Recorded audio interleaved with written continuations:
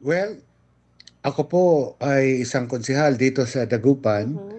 at I presume na ang nagtatanong ay isang Dagupeño. Yes. Kung sa Dagupan City po, dito po sa lugar natin sa Tundaligan, ito po ay nadeklara under Proclamation 98 na kung saan ang ating Tundaligan Park, no, ay protektado at under administration yan ng Dagupan City. At sa ngayon, wala po ayon sa ating mahal na mayor na binibigyan ng permit para Mm. mag-black sand mining dito sa Dagupan City. Sa katunayan, Bombo Leads, ang ating mga kaibigan sa barangay council sa lalong-lalo na sa Pugaro, sa Gizet at Binlok, sila po ay hindi sumasang-ayon sa black sand mining. Ang black sand mining ay ayon sa mga dalubhasa ay hindi po ito kaaya-aya Mm. sa ating kalikasan. Ang dahilan po dito, Bombo Leads, ay malinaw sapagkat sa pamamagitan ng pagtanggal nung tinatawag na black sand, no, ay pwedeng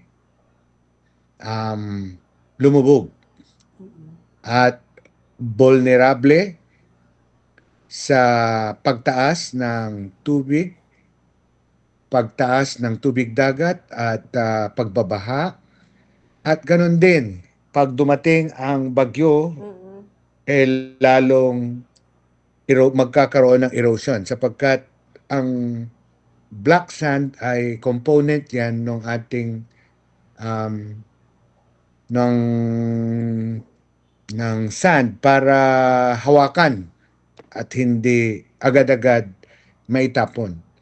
Kaya ito po ay hindi maganda ayon sa mga dalubhasa sa kalikasan. Pangalawa, Mm. alam nyo naman, Bombo Leads, na ang Dagupan City, marami po ang sumisigay. Yes. Ang Mm. sumisigay, Bombo Leads, ay kumikita lamang pang-araw-araw sa kanilang nahuhuling isda. Isda. Mm. Kung papayagan ng Dagupan ang black sand mining na kung saan ang sabi ni Mayor Belen Mm. ay wala siyang binibigay na anumang permit, Mm.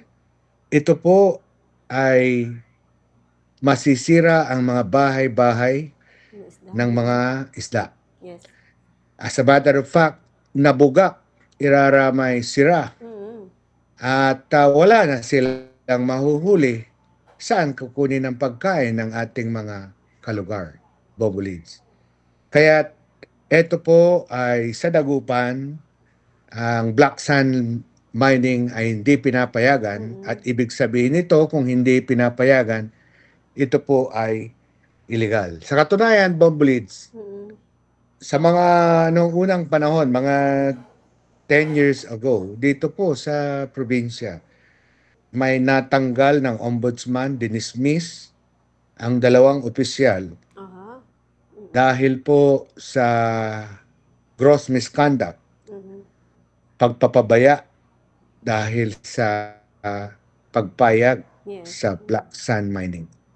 Kaya dito po sa Dagupan, and so far as we are concerned in Dagupan City, ang black sand mining po ay hindi pinapayagan para naman sa kabuhayan ng ating mga sumisigay.